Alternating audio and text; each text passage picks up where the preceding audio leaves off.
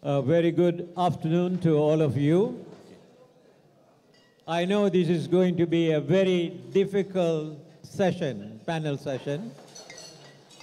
Yes, it's not because it is after lunch, but we are going to assess the impact of the morning as well as what is going to be the present and possibly 50 years after what is going to happen, some perspectives. So thank you very much. Assalamu alaikum and a good afternoon. So can you all just say hello? We are all here for this panel session. Yeah, okay. As the lunch is getting digested. I just want to ask any panel member want to use the rostrum there.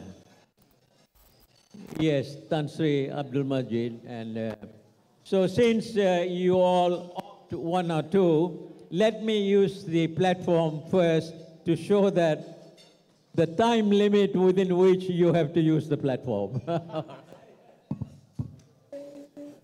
Now, it's very difficult to have any opening remarks for this afternoon session, which says enhancing Malaysia-China partnership building for the past 50 years. We have gone through the opening ceremony with the impressive presentation by His Excellency, the Ambassador of China to Malaysia, and the Deputy Prime Minister speech read by the Deputy Minister, Akmal Saleh. And after that, we also had panel sessions and many other discussions relating to this 50-year commemorative forum that we have organized between China and Malaysia. So I will not say anything more than what is required. That is, if we have been successful over the 50 years, the diplomatic relations, people to people, is the more important aspect as it develops to be, from the diplomatic, the government to government, the business to business, and the people-oriented aspects of which. We have eminent people in this panel session.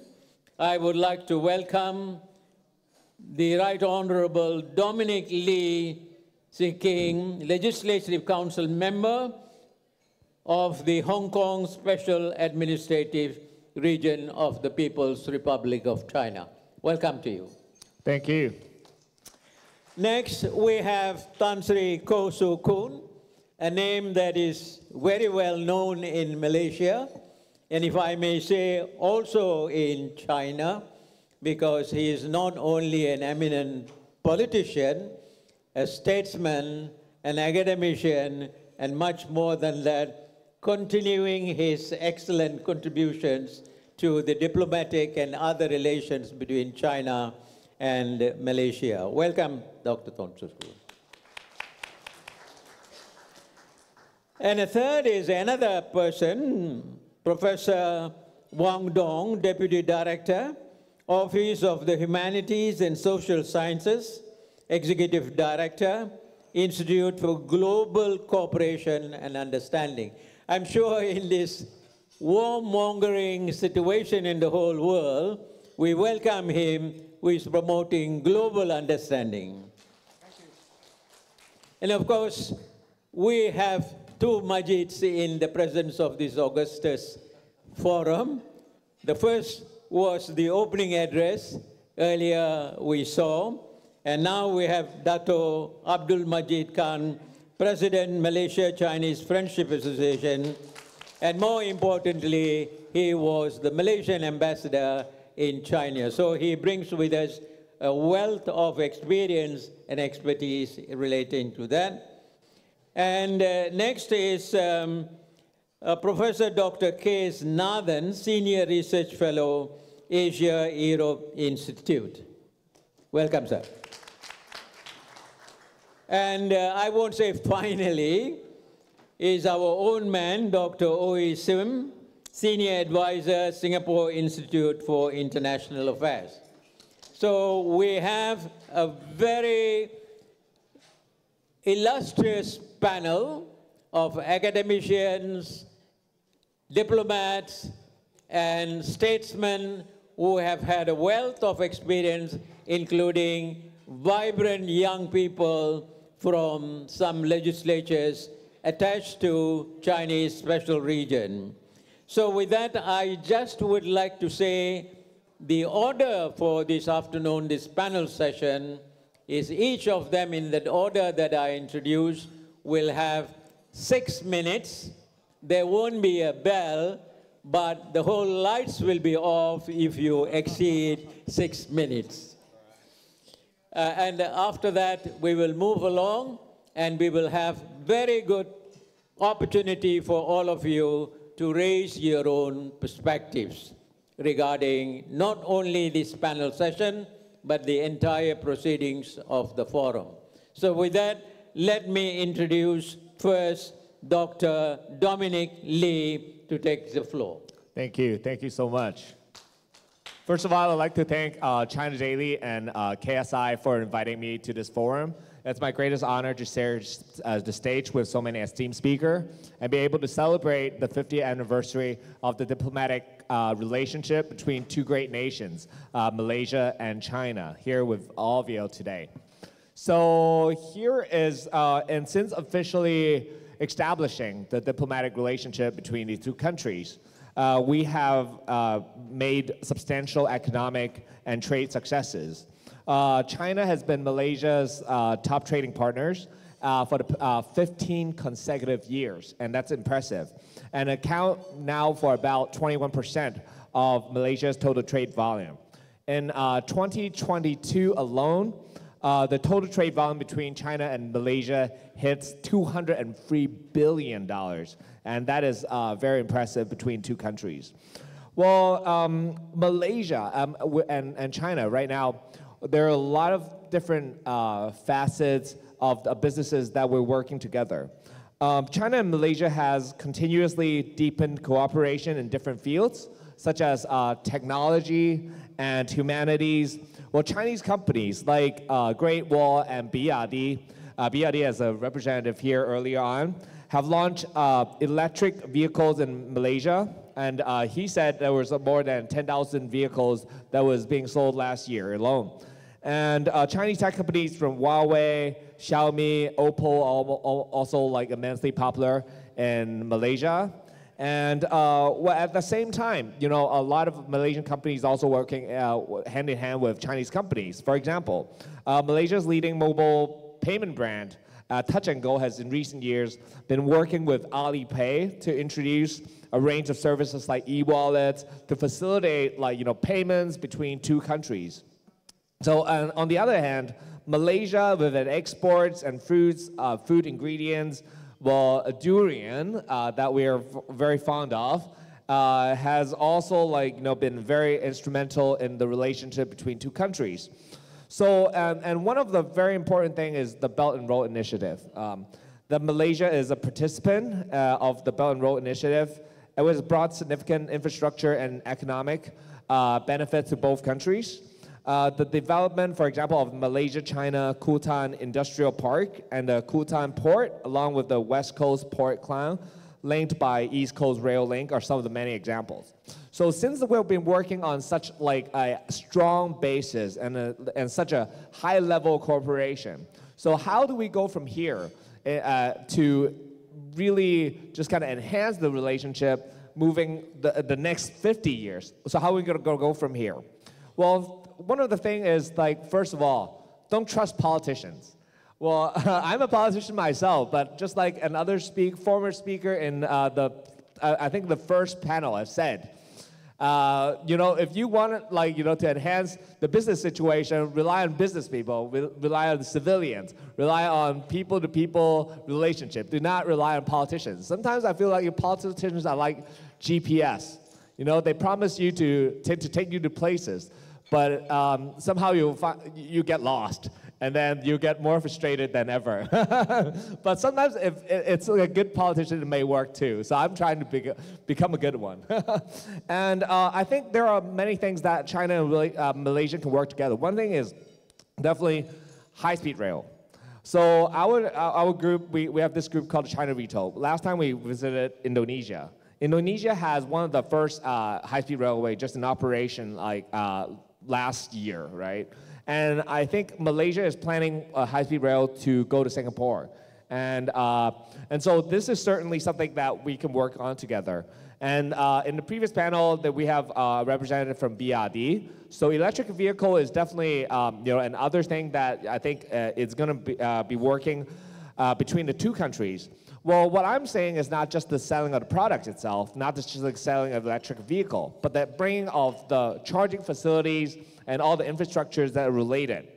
And so since I'm from Hong Kong, so I want to talk a little bit about where I'm from. Both China and Malaysia are representative of RCEP.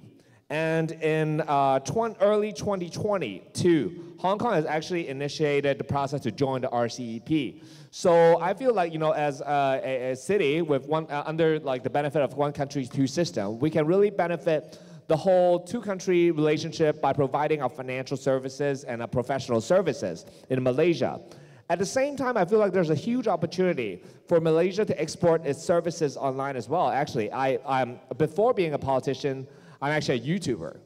So our company, we actually hire a good number of people from Malaysia to edit our videos. And why is that important? Because Malaysia is one of the few places in the world where they understand Cantonese. A lot of people speak Cantonese, a lot of people speak Mandarin and English very fluently. So it is actually a golden opportunity to work hand in hand between Malaysia and Hong Kong itself as well. And my colleague, Nixie Lam, spoke earlier on about the halal certification. We're looking to attract more investment and more businesses to do businesses in Hong Kong. So having the infrastructure, having the certification to facilitate more Malaysian people to come to Hong Kong is very important as well. So I believe that as we work more and closer and closer together on these different facilities, these different industries, I think it will not only benefit both China and Malaysia, I will benefit the world for sure. So I'll leave more time for a question later. Thank you. Thank you, Right Honorable Dominic Lee. As you can see, the Hong Kong legislators are pretty young. Not only young, but they are also able to articulate very well, communicating very surprisingly, he brought out the statement, don't trust politicians. I don't know if you are taken seriously in this country, then next time when you want to come to Malaysia, your visa may be rejected. No, I'm just giving it. But the message that he gave is China has bewildered almost the whole world. And if I may just recall, as a young boy, we used to get certain products which are known as Empire Made. I don't know whether any of you remember this, Empire Made. Empire Made means it was made in Hong Kong. They don't say that it is made in Hong Kong. It is part of the British Empire. It was Empire Made. And so very cheap as well. So that is no longer true. Hong Kong is part of China, and whatever China is able to give to the whole world, that is also from Hong Kong in a way, or from China to Hong Kong and the other way. Is an integral part of China itself. The other thing that he touched upon is the rapid transformation in the digitalization, including fintech and the others, and transport. I will not elaborate that aspect of it. It is very well known, but the main message that comes is the source of technology it looks like for the region is from China and also from other places, but China is accelerating much faster than any other parts of the world. Thank you very much, Dominic. Now, the next speaker is Tan Sri Kosu Kun. I've already said a few words, and over to you, sir. Thank you. Thank you, Dr. Sri Iqbal. And I'm honored to be sitting next to a young practicing politician. And myself, as a former politician, will be actually talking about the history of the relationship as we see it from the state of Penang. Because all this while we have been talking about the bilateral relationship between country to country, between national leaders to national leaders, but we are not going into the other next level, which is the level of the state and the city, all right? So I will take the example of Penang, and if I may have the slide on, yes. So my theme is looking back 50 years, we see how the bilateral relationship between Malaysia and China extend and expand from the federal, there was a central, to the local. Local meaning the state and the city. And then expanding from policies to concrete projects. And Penang was fortunate to be the recipient of 3 major projects. And then how do we then work to enhance the people-to-people and the business-to-business, in other words, the P2P, B2B links, relationships at all levels. So let me start. Now, the first 15 years after establishing relationship in 1974 saw a rather slow and cautious but continual effort on both sides to enhance the relationship, to improve, consolidate, to build trust, okay? And I just listed, you know, the leaders visiting. The first ice-breaking one was by Malaysian Prime Minister Tun Razak in 1974, and then 4 years later, Deng Xiaoping came to Malaysia. After that, then you see that every Prime Minister of Malaysia visited China intermittently, and then reciprocated by Premier Zhao Ziyang and Vice Premier Tian Qiyun and the Premier Li Peng, all right, from China. However, what's important is that Penang was fortunate to be the first state to have received China dignitaries. In fact, I remember before I became the chief minister, I was the political secretary to my predecessor, Tun Lim, and we received the first important minister, the trade minister, Zheng Tuoping, in 1988. And it was such a big affair to us. The first time a minister from China visited Penang, and we had to prepare. But soon after that, in 4 years' time, the president, the then serving president of China, Yang San-kun, came. And I saw the picture of him at our butterfly farm. He was very happy that a big butterfly landed on him, you know, without being arranged. Okay? So you can see that.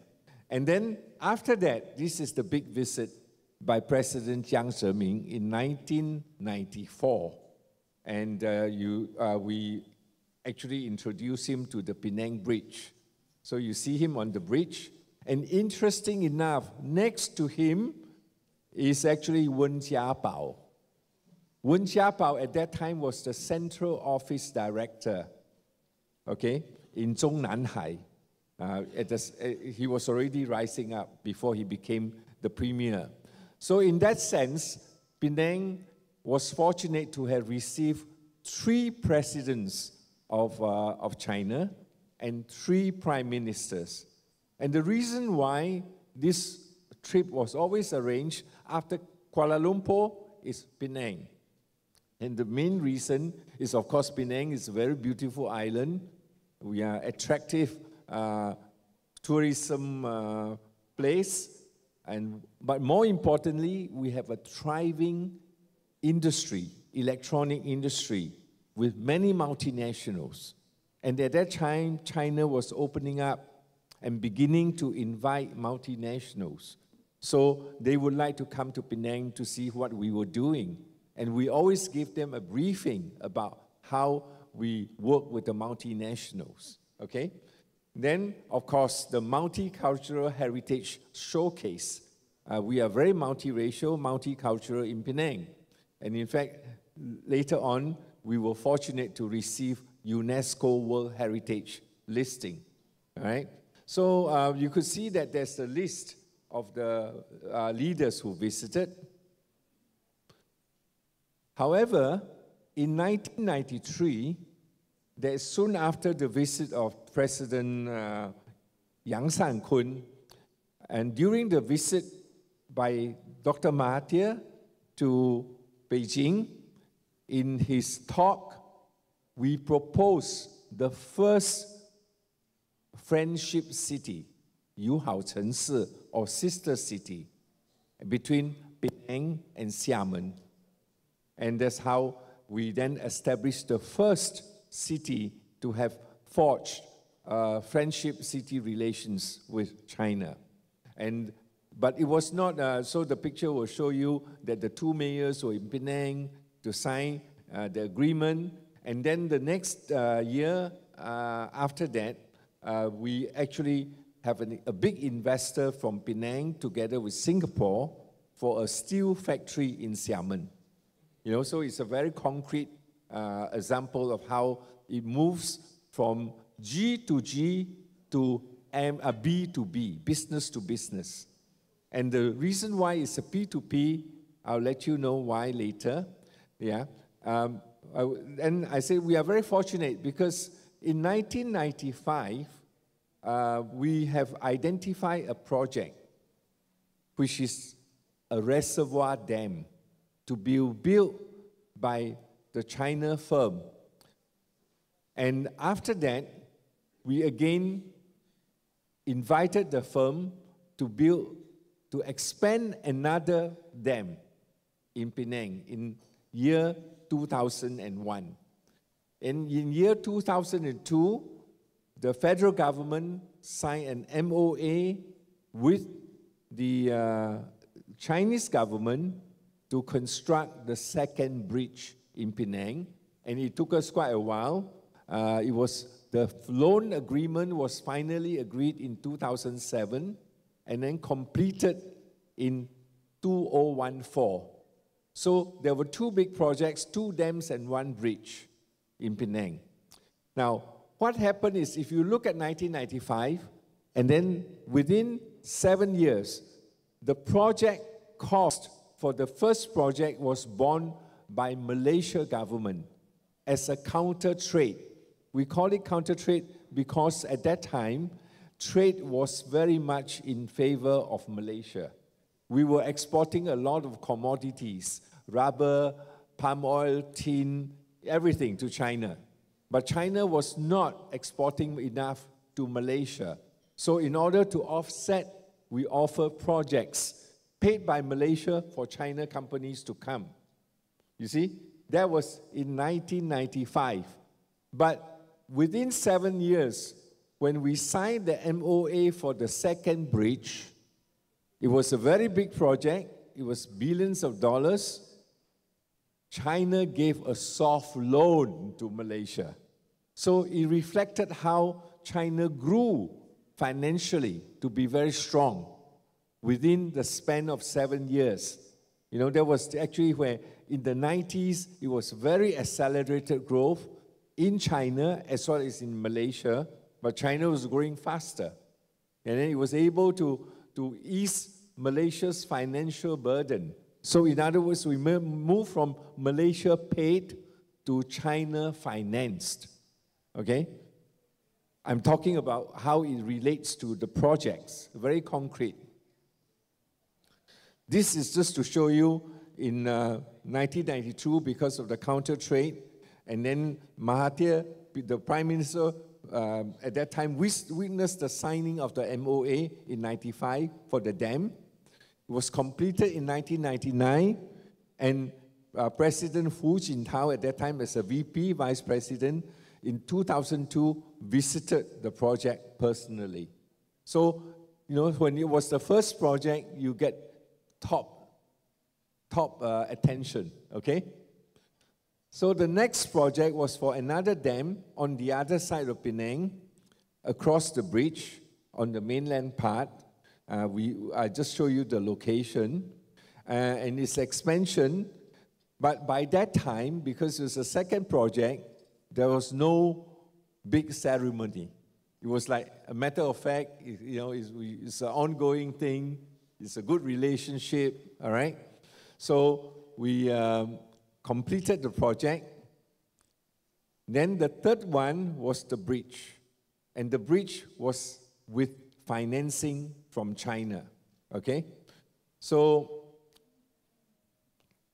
just to show that coincidentally, both my predecessor and myself, we had our ancestral origin from Xiamen. And that was part of the main reason why we established the relationship with Xiamen, all right? But Dr. Lim Chong Yu, my predecessor, had a very interesting history, because after he was educated as a doctor in Edinburgh in Scotland, it was the middle of the war, he joined the British Medical Corps, and he was sent to China to serve in China, and he was serving under General Chen Chen, who became Taiwan's vice president later on, okay? And it was that relationship somehow that he actually met the nurse who became his wife, okay? And then he served for 21 years as the chief minister. Well, for me, I first followed Dr. Lim to China in 1988.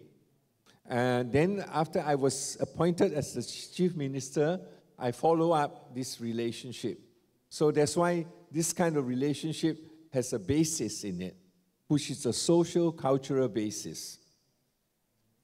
Just give you a picture. 1988, Dr. Lim visited his village, and look at how dilapidated at that time. I remember when we went from Xiamen City to that village, we had to go through very bumpy road. And going to my own village, it was even worse, my own ancestor village, okay?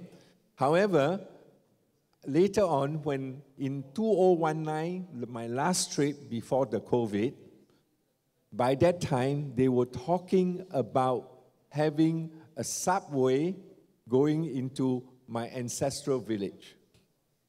From a very bumpy road to subway, all right?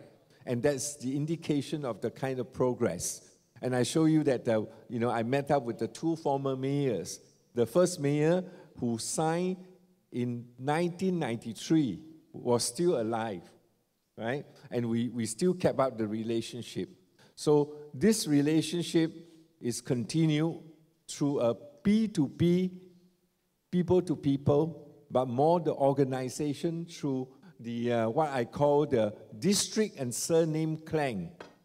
That means those who come from the same ancestral village, they form associations in Malaysia, and they continue that kind of relationship, okay? So this is, and I give you an idea historically of how it progressed from G to G to P, from central to local. And it is a way of deepening and enhancing that relationship in very concrete ways, from policy to project. Okay? Thank you. Thank you, Tan Sri. As outlined and as expected, the detailed presentation gives you the sort of relations that were built up between Penang and China, in particular, the link between Xiamen and Penang. Now, earlier Dominic did mention about Cantonese, and you'll find that probably Tan Sri Kosu Kun did not mention that the Hokkien relation to Penang. And so that brings another different dimensions of the differences in China and their connections to Malaysia. So in this particular aspect, definitive projects were actually initiated and implemented, 2 dams and 1 bridge. But the more interesting part of that is the onset of the electronics and also the IT-related industries which were brought into Penang very early, 30, 35, almost 40 years, is now the basis on which globalizations and industrializations is being accelerated. I think we are very grateful to you for giving the slide perspective. Just for the interest of our Chinese dignitaries who are here from China, they prepared 2 dams with the help of China. I think those dams are no longer enough because the latest news that we found is that Penang has to get water from Perak. Sorry. So, okay, maybe there is a lot of infrastructure, water infrastructure opportunities in Penang, linking the water from, whether it is from Kedah or from Perak, it is coming to Penang. Now, the third speaker, as I said, Professor Wong Dong, his background, he is from University of California, Los Angeles. I think it is also now very much in the news right now for whatever good reasons. But his importance is that he is able to give us a perspective of global understanding. I think this is important. And in these relations between the global understanding and the geopolitical tensions that is taking place, Malaysia is now put into a difficult position because you are either on one side here or with the other side, or can you walk through on a balanced platform? These are challenges not only for Malaysia, but for the whole region as well. And perhaps you can give us the perspective how this is going to give in the future after we're taking into stock the 50 years. Thank you, Chairman. Let me first thank China Daily and the KSI for inviting me. It's great to be back to Kuala Lumpur. It is my privilege and honor to join this distinguished gathering on commemorating the 50th anniversary of the establishment of the diplomatic relationship between China and Malaysia. I'd like to also use 6 minutes I have to share a couple of thoughts of mine. First, I think over the past 50 years, China-Malaysia relations have grown and prospered. Our 2 countries established a comprehensive strategic partnership back in 2013. And last year, we declared to build a China-Malaysia community of shared future. Secondly, in the field of economy and trade, China and Malaysia have strong complementaries and great potential for cooperation. China has been Malaysia's largest trading partner for 15 consecutive years. This is a fact that has been highlighted again and again today. And in 2023, China-Malaysia bilateral trade amounted to $102 billion, which accounted for 17.1% of Malaysia's total trade. Secondly, China and Malaysia have a long history of people-to-people exchanges. Indeed, quite a number of speakers today have already stressed the importance of people-to-people exchanges between our two countries. In terms of tourism, prior to the outbreak of COVID, China was the third largest source of tourists to Malaysia. The Malaysian government's announcement of a 30-day visa-free entry policy for Chinese nationals in last November actually significantly boosted the interest of Chinese tourists in traveling to Malaysia. In fact, my wife asked me why I was not going to bring her, together with me for this trip because there's a visa-free policy to Malaysia. I only explained to him that due to my teaching obligation, I could only stay for one night. Then she gave up. Indeed, in any way, I think we do hope also to travel back in the future as well. So indeed, last year, Malaysia welcomed 1.47 million tourists from China, and exponential growth of about actually 600% compared to a little over 200,000 tourists from China during the same period back in 2022. In terms of educational exchanges, the most recent numbers I have here are in 2022. There were 6,041 Malaysian students studying in China. And in 2023, last year, there were 26,507 Chinese students studying in Malaysia. Those numbers are good, but not good enough. I think they at least could be double or triple. In terms of people-to-people exchanges, mutual understanding and friendship between the two peoples have deepened, laying a solid foundation for the development of bilateral relationship. In recent years, Malaysian people's perception of China has tended to be positive and pragmatic. Indeed, a recent Pew survey shows that about 60% of Malaysian people have favorable views of China. Certainly, China and Malaysia hold similar views or positions on many international and regional issues.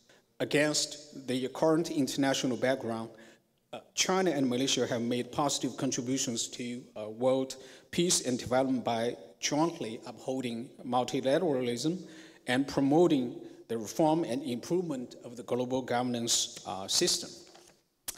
Looking forward, I think the key to China-Malaysia relationship lies in continuing to deepen cooperation between our two sides in various fields so as to ensure the sustained, healthy, and stable development of bilateral relations. I think there are a couple of things we can do. Number one, enhance mutual political trust between our two countries. We should continue to strengthen communication and dialogue between all levels of our two governments and enhance mutual understanding and trust through regular high-level visits and strategic dialogue so as to provide a solid political basis for the development of the bilateral relationships. Number two, the global context. Globalization has entered into the stage of what I call reglobalization. Due to time limit, I probably wouldn't be able to elaborate on that. Long story short, I think in the era of reglobalization, there are a lot of things we can do. Malaysia and China, we can do together in the areas of economic and trade.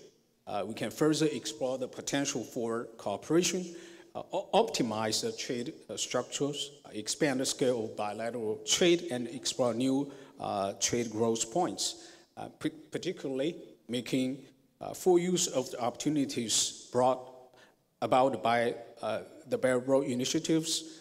The two sides, we can strengthen cooperation in various fields, including infrastructure development, logistics, and e-commerce, as well as manufacturing and high-tech industries, so as to promote regional connectivity and economic integration.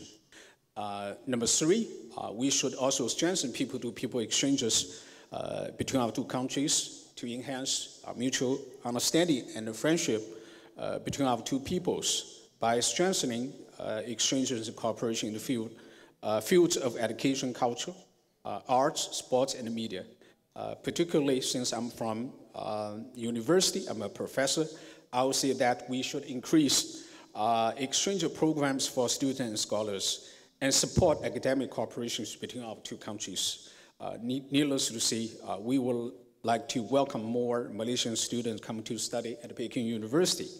Number 4, we should strengthen cooperation between the two countries in the areas of non-traditional security threats, such as counterterrorism, cybersecurity, and combating transnational crimes, etc., so as to jointly maintain peace and stability in the region.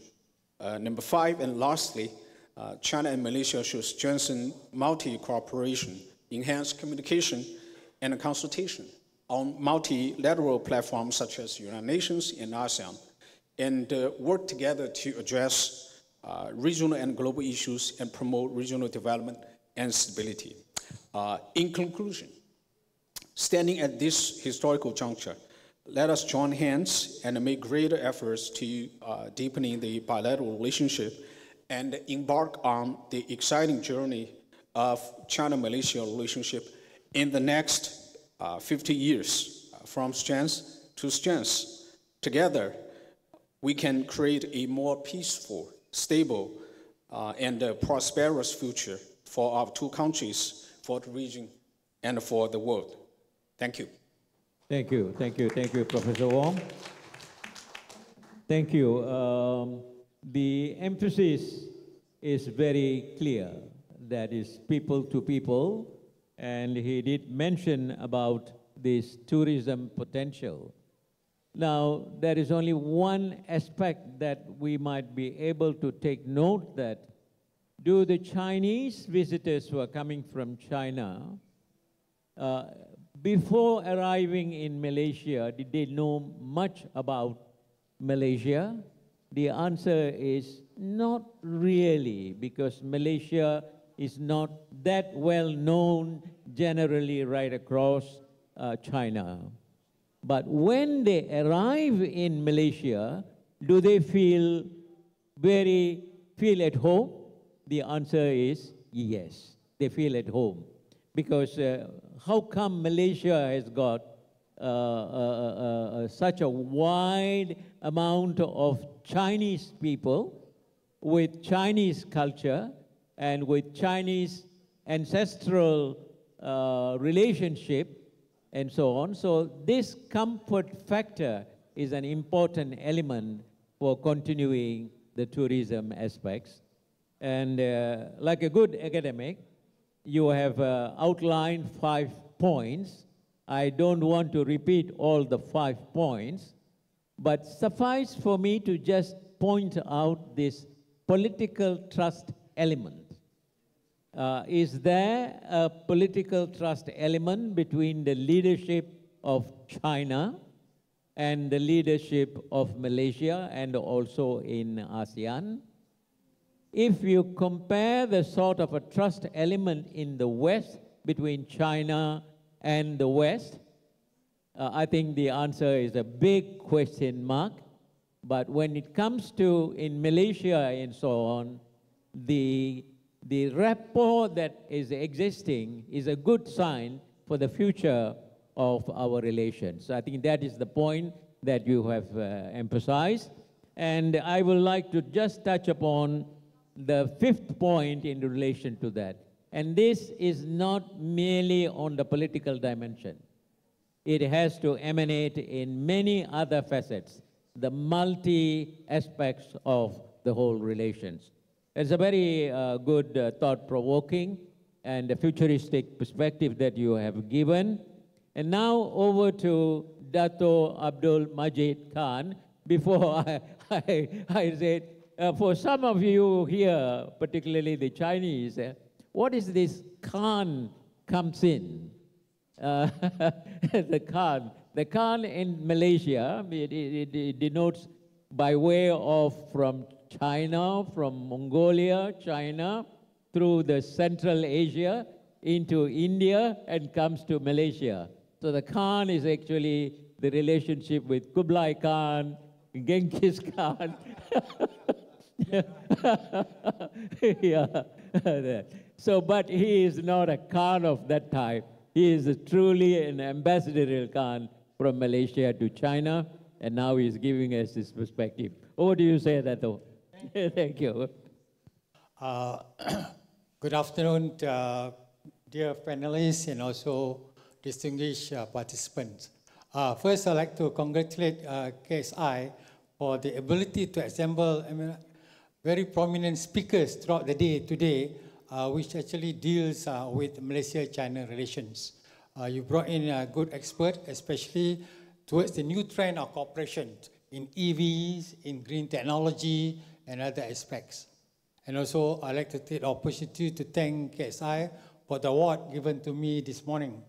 I appreciate that, and perhaps I think, moving forward, all of us here have contributed to Malaysia-China relations, let it be people from the government, from the private sector, from the various associations, academic think tanks, and also the students.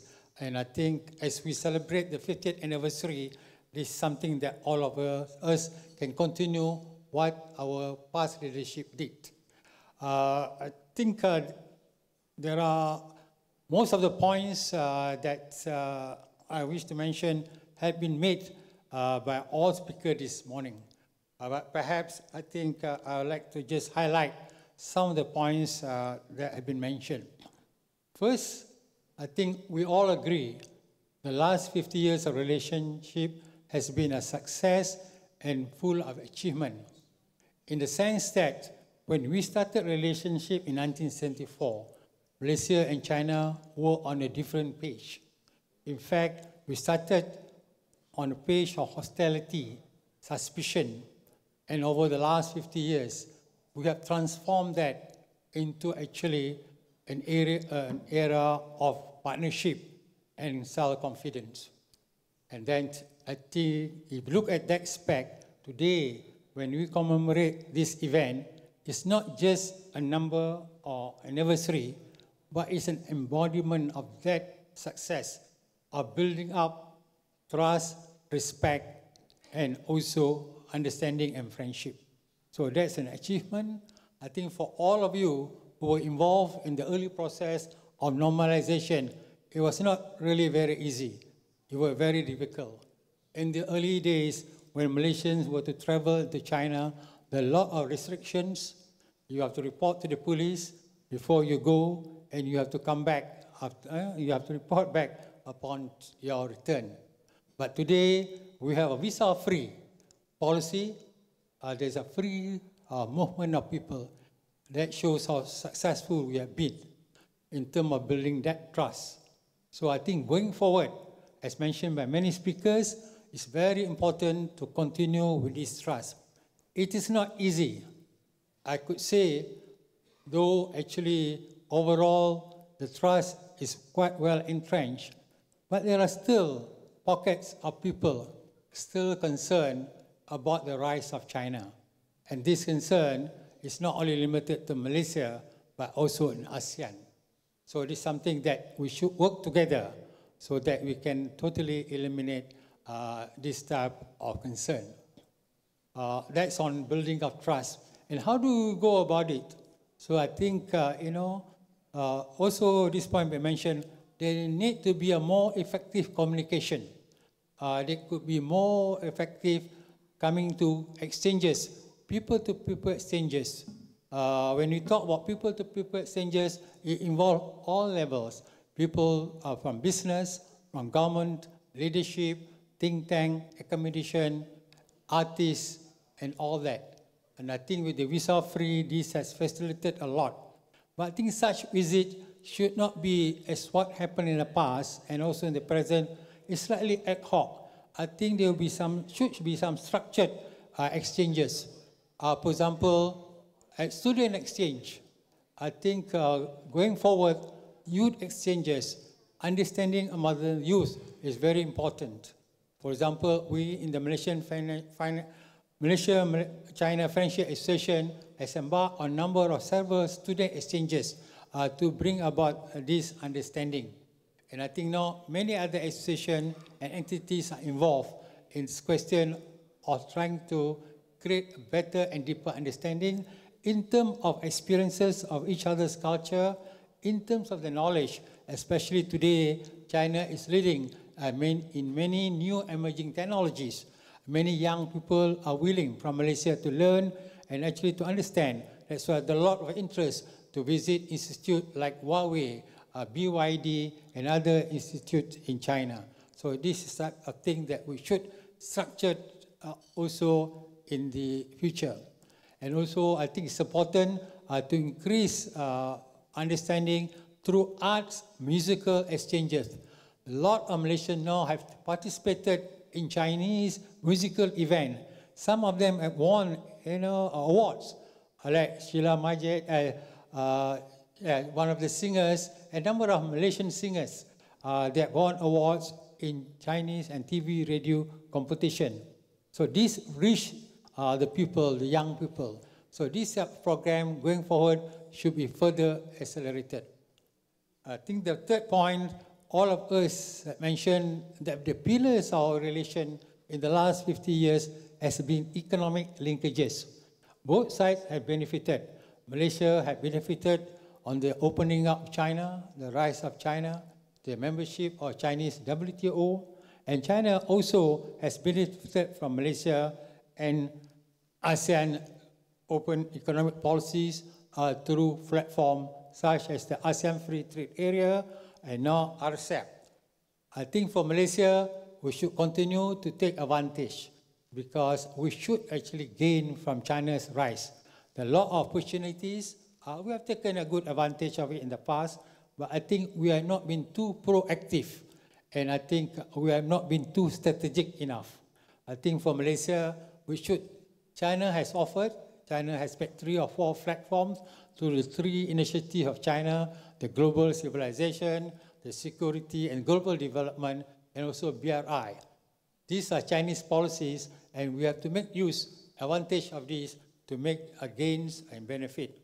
So I think this is an area that we should go, and I think the focus, as mentioned by earlier speakers, on the emerging technologies of China, question relating to digitalization, automation, question of infrastructure development, and also artificial intelligence. These are ongoing, and we have investment from China on this. But how should Malaysia actually strategize, put up a plan of action so that we can gain most from this? Today is a very competitive world. Not only for Malaysia looking out for Chinese capital and technology, but the whole world is looking at it. So we need to come out with a very strategic plan of action. Thirdly, I think we should also, as discussed, I mentioned earlier, people to people. And I think we welcome this idea of visa free, but I think more to that, we need to facilitate in terms of travel facilities. I think there need to be more flights between Malaysia and China. Today, it's not bad, but I think we need to make travel more comfortable in terms of the facilities available. And I think perhaps this is an area that we should look into in terms of the connectivity. Connectivity in terms of travel. I think the Pan-Asia Railway is coming to fruition. You have seen the Lao-China Railway, and then you're going to extend to Thailand, and I think in no time to Malaysia. Something that Malaysia started off 20 years ago is coming to reality, and I believe this will be the future trend of connectivity where China will be fully linked with Asia, Southeast Asia, and also interconnected with Asia. So to this extent, we should also improve to take advantage of China's rise, our logistics, our ports and airports, so that we should be part of the global supply chain in which China will be the center. Asia will be the emerging region. China will be the fulcrum. Malaysia must actually work out to actually be part of the whole new network that will emerge. And finally, I'd like to mention also on the question of a new dimension in our relations.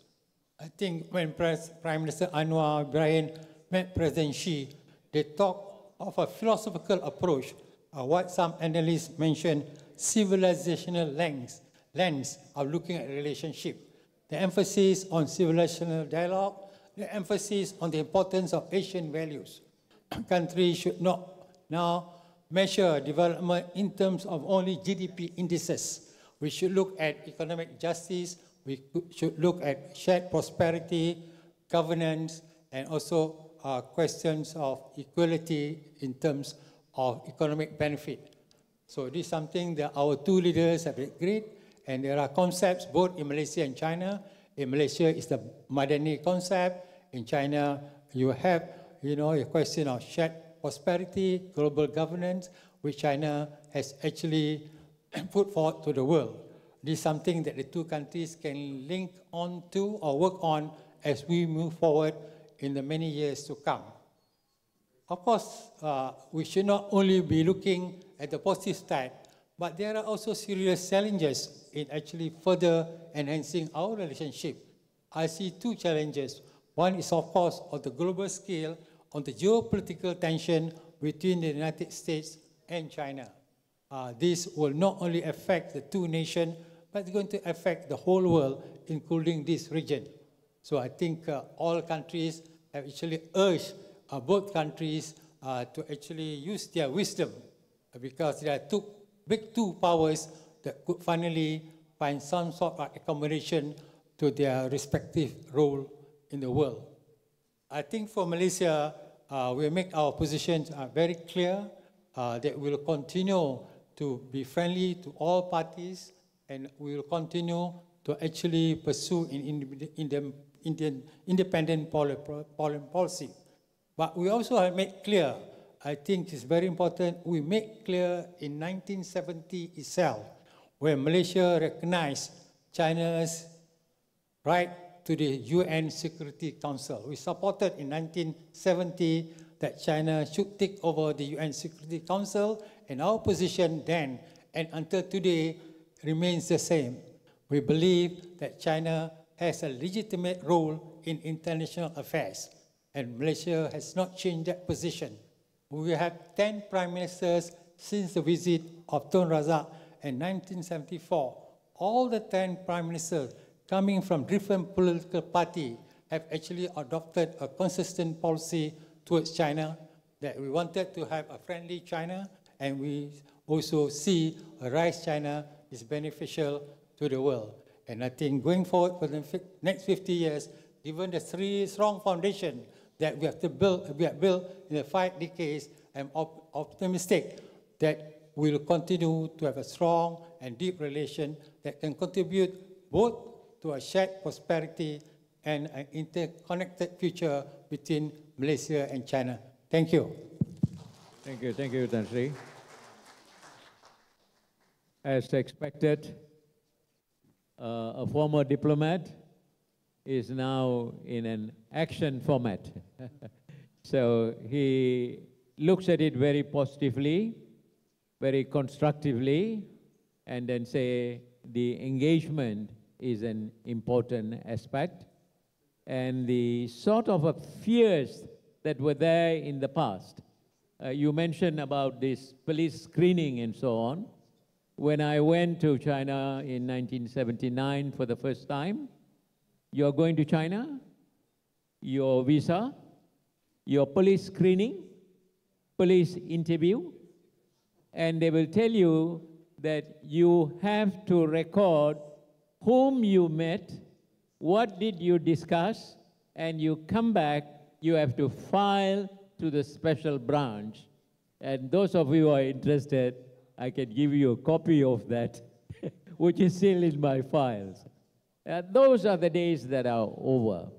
But the interesting aspects of his presentation is that China is a legitimate player in the global arena, not because of its population size, but because of its economic prowess, but because of the innovation and the inspirational aspects that it has engaged itself. And furthermore, it is not self-contained within itself. It is extending its arms outside on a very friendly and cooperative manner, sharing the prosperity and development. There are some misgivings here and there. People talk about the debt trap, and Tan Sri Kosukun did not mention anything about the loan that was given, and we got into problem as a result. But these are some of the sort of misgivings that others might say. But each country has got its own way of interpreting the relations, and Malaysia is fortunate to have very good rapport with China in order to propel our own development, at the same time deriving the benefits from a country like China, not exclusively, but we are not doing away with. So the next speaker is Professor Dr. K.S. Nathan, Senior Research Fellow, Asia Europe Institute. Over to you, sir. Good afternoon, everyone. Thank you, Mr. Chairman. Normally, we refer to the afternoon session as the graveyard shift, because those of you who have persevered to be here may not actually be 100% here, because it's quite natural. The human motivations are such that we also need a little bit of rest. So our role, therefore, is to try to keep you awake so that at least there'll be some benefit at the end of this session. So, ladies and gentlemen, my topic actually has been covered as mentioned by the previous speakers. But as you know, repetition is the mother of knowledge. So if we are stating the same points, that means there is convergence, both at the official level and also, I would say, at the non-official level, at the academic level. It doesn't mean that academics must always differ from the government. There are points of view that we do share and which we would like to strengthen, especially in this bilateral relationship. My own way of looking at Malaysia-China relations is to look at it in a broader strategic context. This relationship does not operate just bilaterally, because we look at it in terms of a silo, Malaysia-China, we are doing extremely well. But I think we need to sort of slightly broaden our perspective to see how Malaysia also looks at this relationship strategically in the context of the global political dynamics that are at work, and also China, how China looks at Malaysia and the ASEAN region. So if we broaden the context, we can see that there are possibilities and there are also challenges. Now, quite clearly, the relationship has been based on political pragmatism. That is why we have been able to move forward from 1974 onwards. But again, it was in a strategic context. The fact that the United States was winding down in Southeast Asia, that is the Vietnam War, had a tremendous impact, I think, in terms of how Malaysia will view this region and view the prospect of the rise of China and also other powers, India also as well. So there was this changing strategic dynamics in which Malaysian foreign policy had to be crafted. So we also took a very pragmatic approach, and I think it has already been mentioned that it was Deng Xiaoping that actually set the tone for the change of attitude by several ASEAN countries, because China was in a reformist mold. China was giving up the old framework because it did not work. So the new framework is something that can be built together, not only by China, but also by the ASEAN countries. And so you see the flowering of the China-ASEAN relationship, China-Malaysia relations. They have both jettisoned ideology and they moved towards pragmatism. And that's how we see the growth of this China-Malaysia relationship in so many fields. And it has been mentioned, from politics to economics to trade to to investment, to culture, and so on. So their people-to-people ties, I think, are extremely important. There is a great scope for even more Malaysians to visit China, not just Beijing and Nanjing and so on, but I think China is such a huge country. One should also be aware of the regional dynamics, the local dynamics in the entire China. I would say the same also for China and Chinese citizens visiting Malaysia. Malaysia also is very large. How much do you know about Sabah and Sarawak? And besides just Malay and English, of course Malay is the official language. Besides Malay and English, there are other Malaysian languages that I think the Chinese citizens can also learn or understand and gain fluency in order to have stronger people-to-people connectivity. Mandarin, I think that is quite well known. But besides Mandarin, other Malaysian languages include Tamil, include Kadazan, include Iban, and also perhaps several dialects, even in the Chinese language. So you can see that the people-to-people connectivity, the cultural connectivity, and the sensitivity to understanding how societies tick, how Malaysians tick. As you know, Malaysia is a very diverse country.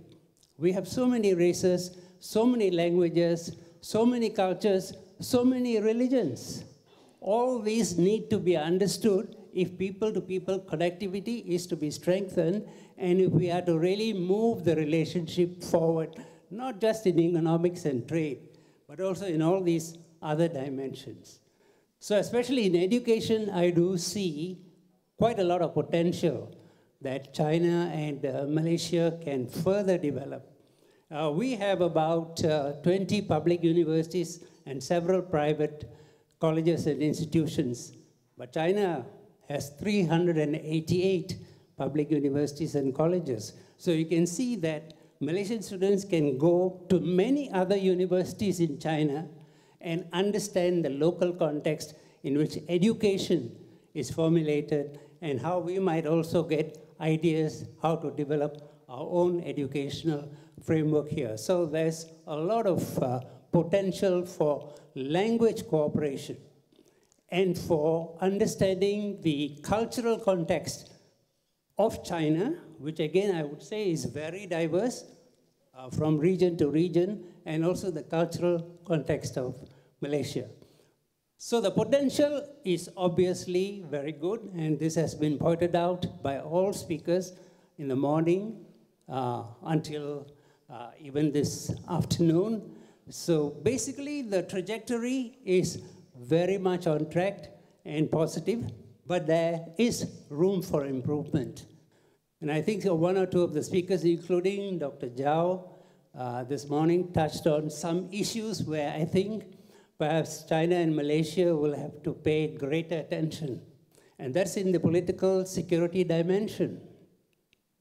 The important thing, as I see, is that China and Malaysia and also ASEAN should not create a power vacuum in the region.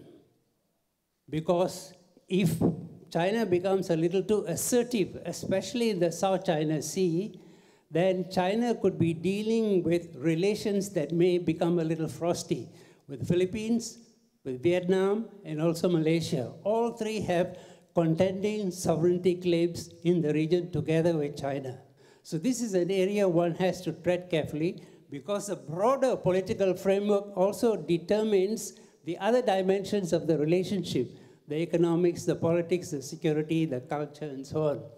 So I think it is so important that both Malaysia and China, and I would say broadly ASEAN, should be careful about how they deal with this particular issue of the South China Sea. And China's sensitivity towards the sovereignty claims of these other claimants in ASEAN will help. The greater the sensitivity, the better. Because if that issue can derail the relationship, it will also impact on all the other areas that have been strengthened so far. So my own take is that try to avoid a power vacuum, and I think Malaysia believes strongly in that, ASEAN also. And investing in ASEAN together as a community by China will be the better approach, rather than perhaps splitting ASEAN in terms of how the issue of the South China Sea ought to be dealt with. So a stronger ASEAN is better for China, and also better for Malaysia as well, in terms of how we move forward and build even closer ties, people to people, the cultural connectivity, the economic connectivity, the political connectivity, and also more importantly, the strategic community. We also have to be conscious as Malaysians and also as ASEAN that we operate in a strategic context in our relationship with China, which means we are also conscious that it is not just China and Malaysia or China and ASEAN that we should focus on, but also China in the broader context of other external powers that also have interests in the region. So Chinese foreign policy has to be one, in my view, that also doesn't upset the apple cart for the other external powers that are engaged in the region. And for Malaysia too, Malaysia's foreign policy, as you know, is very inclusive. The ASEAN policy is one of accommodation. We accommodate all external powers. So while China is an important player for us, I think we also recognize that there are other external players equally interested in the region, equally interested in contributing to the development and security of the region, and therefore it becomes really a matter of very good skill and diplomacy to manage this external involvement in this region for the benefit of Malaysia and also for the benefit of ASEAN, and more broadly for the benefit of China itself, so that China's peaceful rise will be something that will be beneficial to all the countries in the region and also to the rest of the world. So ladies and gentlemen, on that positive note, I would say optimism is good, but cautious optimism is always better. Keeping a balance in the relationship is good. Always going overboard in one way or another can result in inequity developing, and when we lose the equity in the relationship, then we also create problems that we have to deal with in a way that we may not like to deal with. So I would say that on a positive note, China-Malaysia relations have really been very good, and the prospects for developing this relationship are definitely very bright. And if we approach this relationship in the strategic context, regional as well as global, I think we are on the right path moving forward. Thank you. You almost hit the nail on the head on the sensitivity. It reminds to the audience, perhaps, it's something like a marriage relationship. You have to handle it very, very carefully. I think his presentation did touch on three key aspects. One is he talks about the political pragmatism. Do away with the political rhetoric. You have to deal with the realities of the existence within a framework. I think this came out very well. The second one, he did caution about these narratives that have been coming out from the Western world, including the US and Europe, and you are from the Asia-Europe Institute, so definitely you have been studying it very, very in depth in a way. The rhetoric is that sometimes when they give the viewpoints, it is always in a way biased on one side and not to the benefit of the regional players. I think this is a sensitive area which you mentioned about ASEAN being not dragged into the context of the dispute between China and the Western world.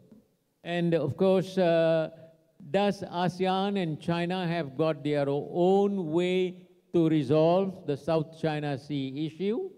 The answer is yes. I think the Malaysian view has been articulated by the Prime Minister and the Foreign Minister, is that there are ways and forums at which this could be addressed, and we did not have to have an international perspective and more so an interference with the outside powers which have no real reason to be involved in the Indo-Pacific security arrangement or whatever you call it. Now, with that little comment, after Nathan has presented his views, I won't say the final speaker, but probably this is one gentleman who always likes to sum up things from an overall perspective, taking into consideration not so much diverse views, but views that may be elaborated in one way or another to see the relevance within the current context and how we move forward tomorrow, the next month, the next year, leading to the 50 years. So I don't say you are going to be an astrologer, but whatever it is, Dr. Oyisim. Yes, thank you. Give him a round of applause to welcome him. Thank you very much for the kind introduction. Ladies and gentlemen, this is of course a very unenviable task for me because I'm the last speaker for the panel and a penultimate speaker, I think, for the whole day's session. But Malaysia-China relationship is something which is very near to my heart because I was born about 2.5 months after the establishment of diplomatic relations between Malaysia and China. So as the diplomatic relation is turning 50, I'm also about to turn 50 in less than half a year. I come from the East Malaysia, from the state of Sabah, and traditionally when we talk about Malaysia-China relations, typically we are talking about how China interacts with primarily, you would call it Peninsula Malaysia, we would call it Malaya, right? This part of our country. But of course, there's also a lot of interactions between China or the different provinces of China with Sabah, for example. In 2012, some of us in Sabah also got together and we also formed a friendship association of our own between Sabah and China.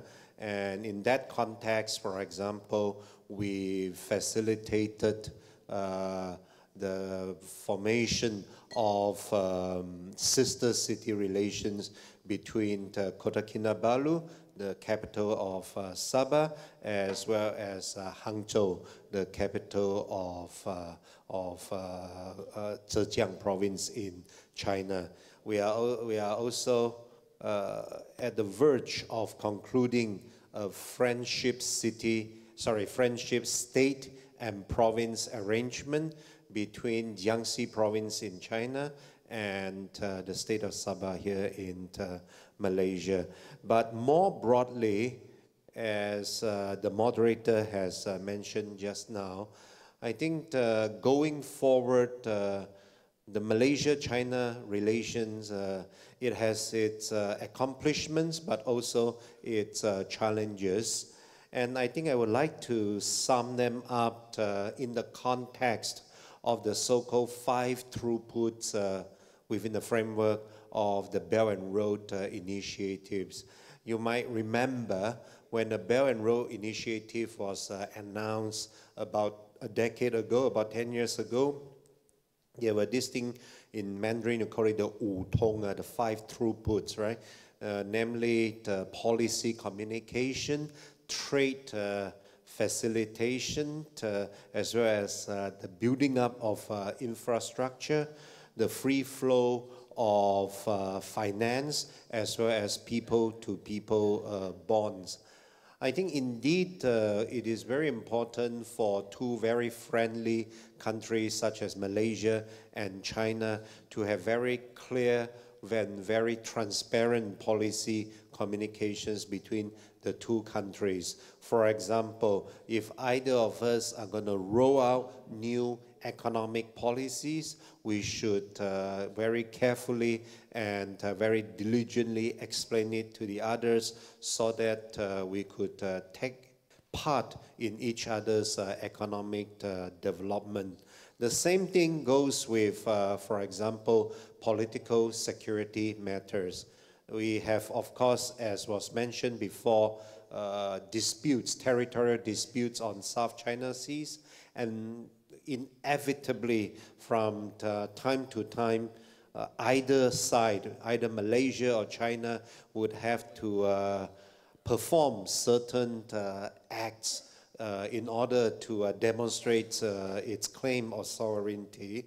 But it is very important, I think, to communicate that kind of intention to the other side beforehand so as to avoid, for example, skirmishes that could escalate into more serious conflicts. So policy communications is indeed very important, both for economic development and for de-escalation of potential conflicts. As far as trade facilitation is concerned, of course, we are mutually, of course, very big trading partners of one another. China is certainly the largest trading partner of Malaysia, and Malaysia is very often China's biggest trading partner in ASEAN. But I think we could do more. For example, there are a lot of Malaysian raw materials ranging from palm oil, crude palm oil, to various minerals. They have been exported to China to be processed into more higher value added products that are then sold to the rest of the world. So if the more entrepreneurial business persons of China, if they could think of, for example, investing more thoroughly and heavily in Malaysia, such that some of these products could be processed right here in Malaysia and then to be exported to the rest of the world, it could create a lot of jobs. It could also enhance the bilateral relations between China and Malaysia. I'm very pleased to see, for example, one of the largest glass manufacturer in China, Qibing Glass. They are operating now a glass manufacturing plant in my home state of Sabah. But that is only one example. When we talk about the free flow of finance, then we are mainly talking about the role of the renminbi.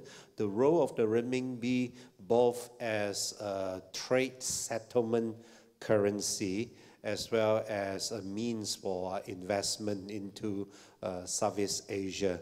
I think it is very important to emphasize, I could not emphasize more the importance for the free flow in and out of China of the renminbi, such that the confidence of utilizing it as a trade settlement currency would indeed increase tremendously.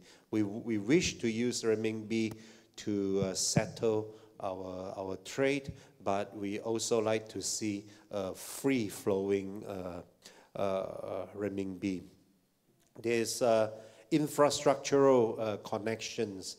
I think in Malaysia alone, we have the East Coast rail link that are being built by China. In Indonesia, there's the Jakarta-Bandung high-speed link and so on. I think all these infrastructural build-ups are very nice, they are very useful. But sometimes in a lot of regions in Southeast Asia, because we are still developing countries, therefore we do need rail links, but we don't necessarily need high-speed rail links. We need, for example, again, in East Malaysia, in Sabah, in neighboring Sarawak, we need a lot of rail lines to bring those raw materials out of the interior parts of Sabah and Sarawak. They don't need to be extra high speed. They need to be, for example, medium speed, so that they could be transported to the ports much more efficiently. So we need to do thorough studies on this. And lastly, people-to-people bonds. Namely, I think my own association and various others have done a lot on this score. But I think going forward, it is very important for us to, for example, present our respective very rich cultures by means of much more modern, much more attractive means. I think in China, for example, there's a lot of animation, a lot of use of artificial intelligence. We could try to also learn from China in using some of this technology in order to propagate, in order to spread our very rich cultures much more efficiently. So I think, again, going forward, I think Malaysia and China could join hands in exploring new markets together in South Asia, in West Asia, and even to the rest of the world because of our mutual complementary strengths. Once again, thank you very much. Thank you, Dr. Wing Kim. Thank you very much. I have been given a very tall order. I have to bring this to a close at 4:15, and I have got 30 seconds just to do that. So all I will say is that Dominic, Tan Sri Ko Sukun, Professor Wong, Dr. Majid Khan, Nathan, and Oisim, thank you very much for your very positive vibes that has taken us to the future between 50 years and further. I won't say 50 years, maybe hundreds of years. With that, thank you very much for your contributions, and over to the organizers. Thank you to our moderator and panelists. Can I invite everyone on stage to come to the front of the stage for a quick photograph? Let's give our panelists another warm round of applause as they make their way back to their seats.